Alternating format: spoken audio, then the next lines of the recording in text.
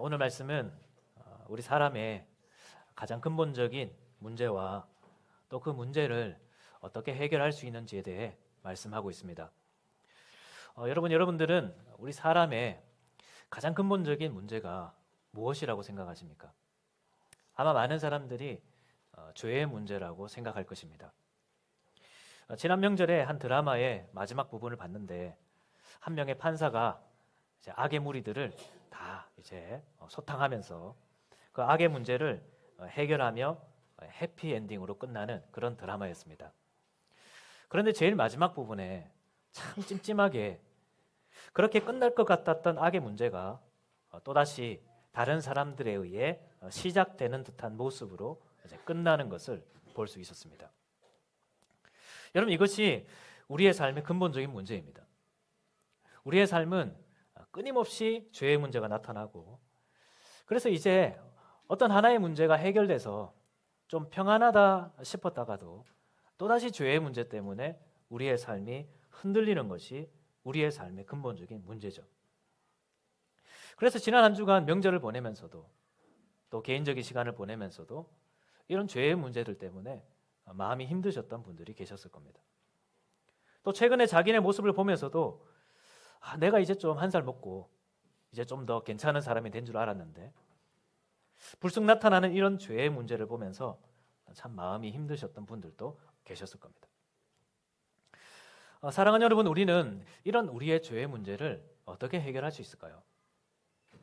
우선 어떤 분들은 이런 자신의 모습을 그냥 꽁꽁 숨겨보려고 할 수 있을 것 같습니다. 오늘 본문에도 보면 가인이라는 사람이 나오는데 이 가인이 죄를 지은 이후에 어떤 행동을 하냐고 하니까 17절에 보면 곧바로 성을 쌓는 것을 볼 수 있습니다. 여러분, 사람들이 성을 쌓는 이유가 뭘까요?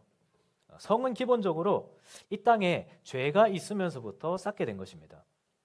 그렇지 않습니까? 에덴 동산에서는 성이 필요 없는 거예요. 왜냐하면 성이라는 것은 상대방이 나를 해칠 수 있다는 가능성 때문에 쌓는 것입니다. 가인도 그렇게 죄를 지은 이후에 누군가가 자기가 죄를 지은 것을 알고 자기를 해칠까 봐 두려워했었습니다. 4장 14절에 보면 물은 나를 만나는 자마다 나를 죽이겠나이다. 그래서 가인은 이런 자신의 모습을 숨기고 싶어서 성을 쌓게 되었습니다. 아마 우리도 그럴 수 있을 것 같습니다. 우리도 죄를 짓고 나면 누가 나를 비방하진 않을까? 누가 나를 손가락질하진 않을까? 그래서 내가 얼굴을 들지 못하고 살게 되지는 않을까? 그런 생각들 때문에 우리도 남에서부터 비방을 받지 않도록 하기 위해 자신만의 높은 성을 쌓고 살아갈 때가 있습니다. 여러분, 우리에게는 어떤 성들이 있을까요? 어떤 분들은 세상에서의 어떤 높은 지위, 세상에서의 어떤 그럴듯한 외적인 모습을 가지고 자신의 그런 죄악된 모습을 숨기려고 할 수 있을 것입니다.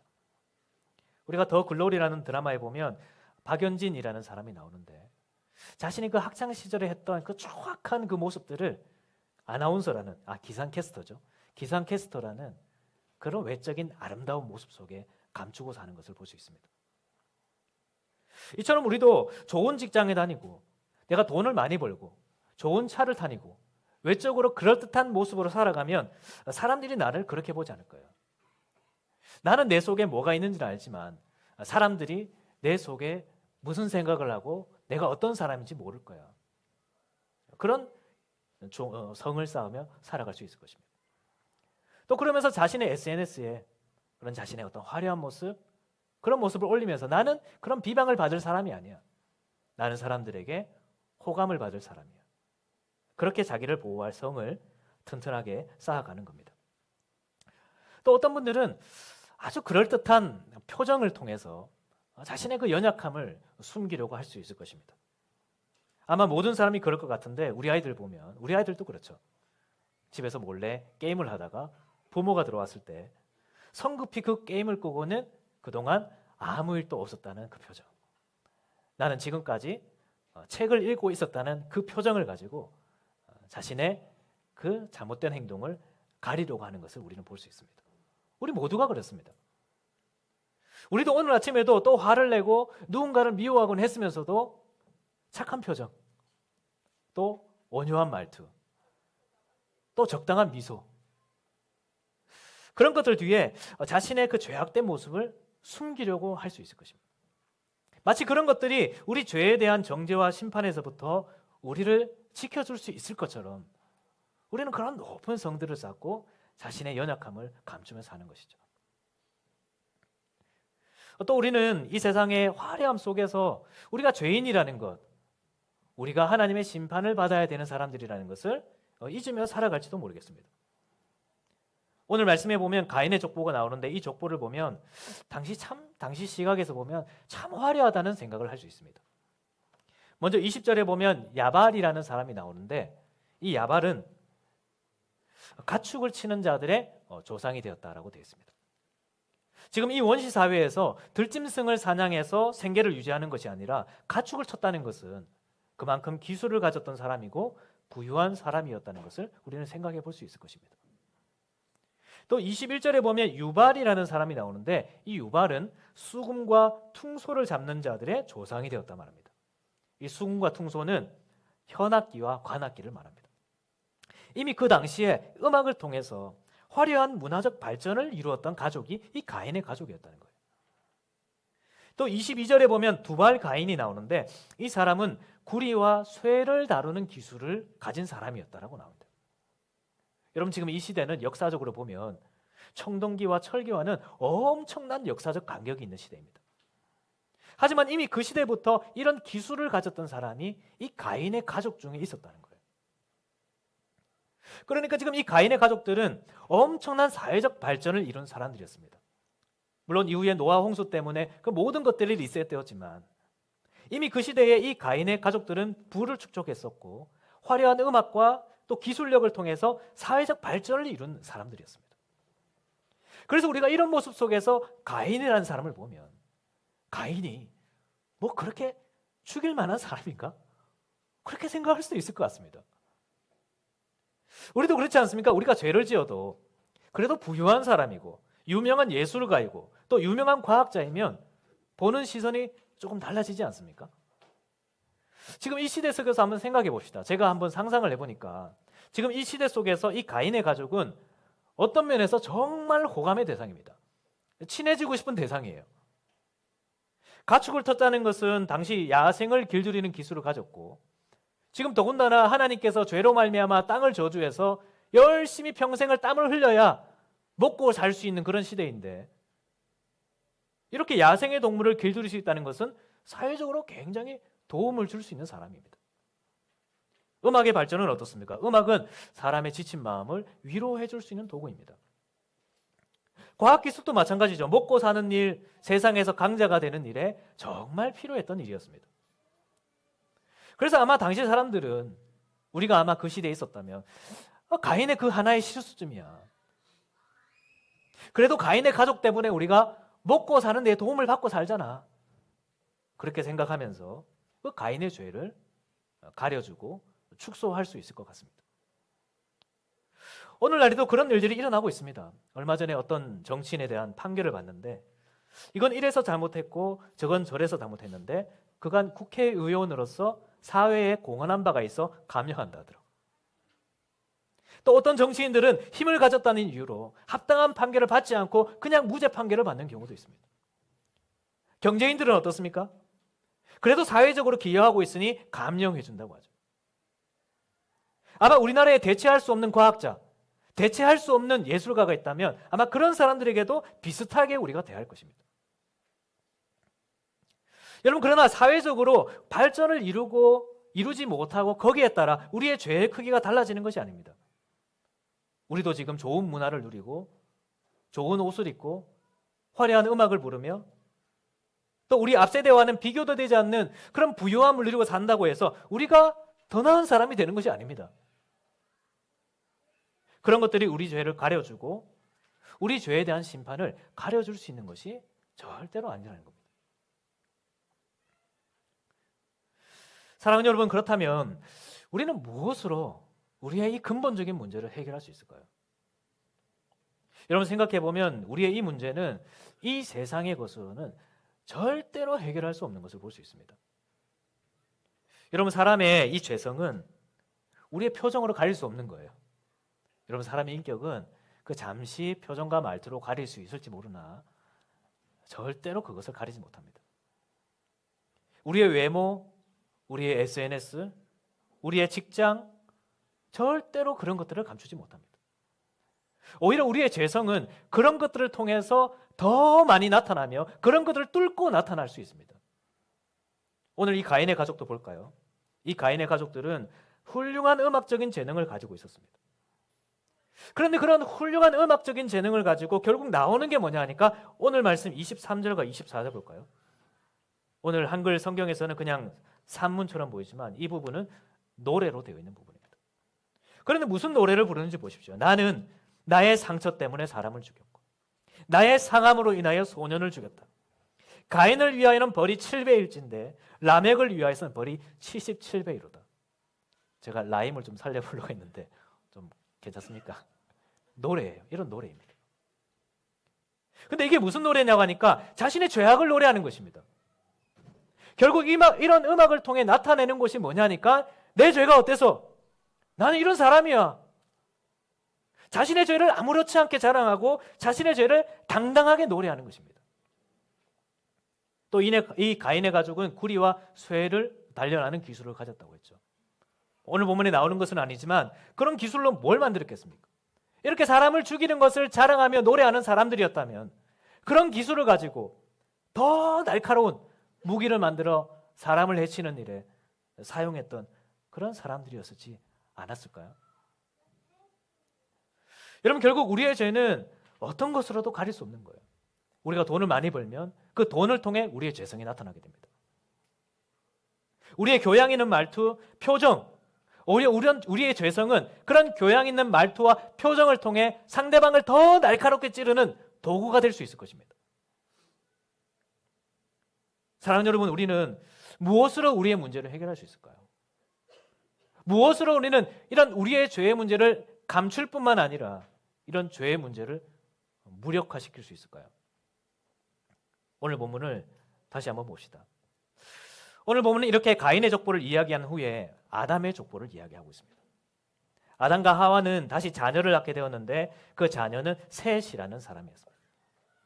그런데 아담과 하와가 이 셋을 낳고는 무엇을 고백하냐 하니까 이는 하나님이 내게 가인이 죽인 아벨 대신에 다른 씨를 주셨다라고 고백합니다.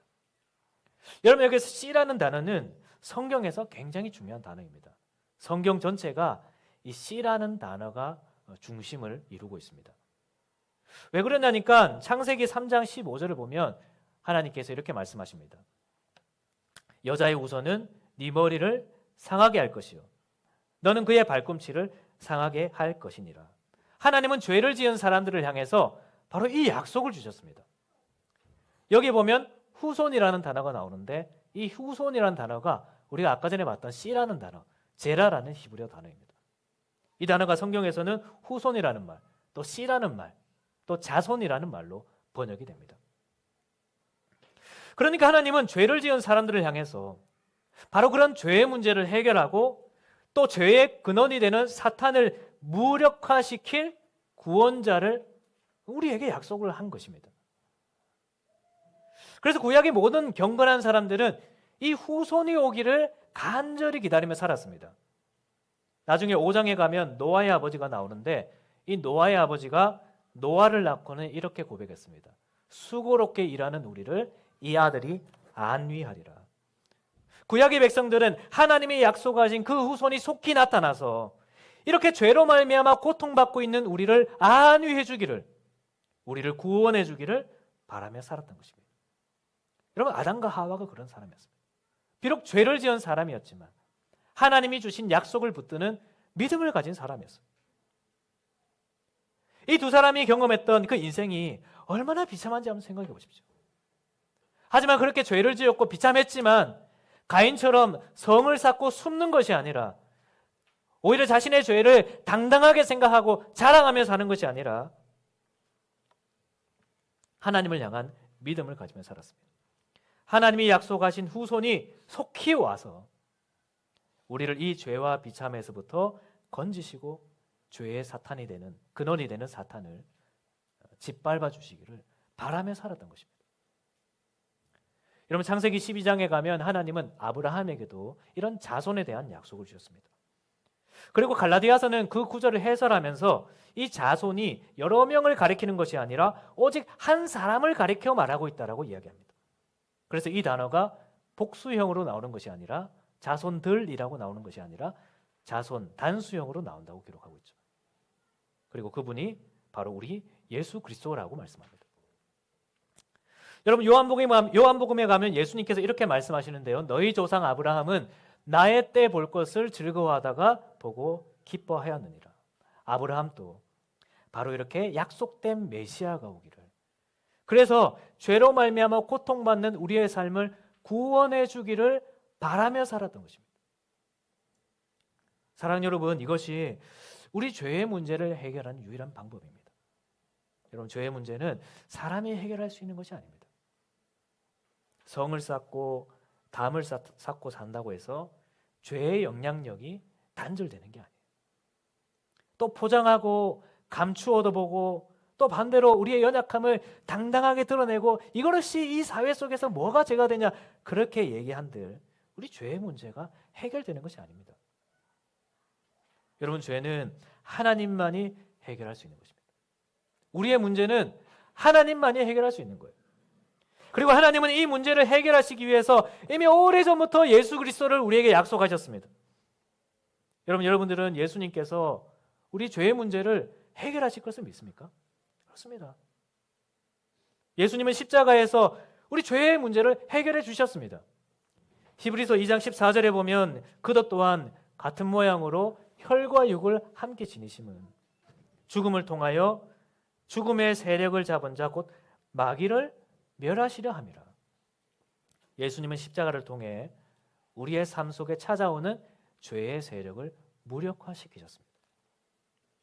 그래서 우리에게 죄의 문제가 찾아오고 죄의 문제 때문에 내 삶이 왜 이렇게 비참하냐 그렇게 생각되는 순간들이 있다면 우리는 예수님을 의지해야 됩니다.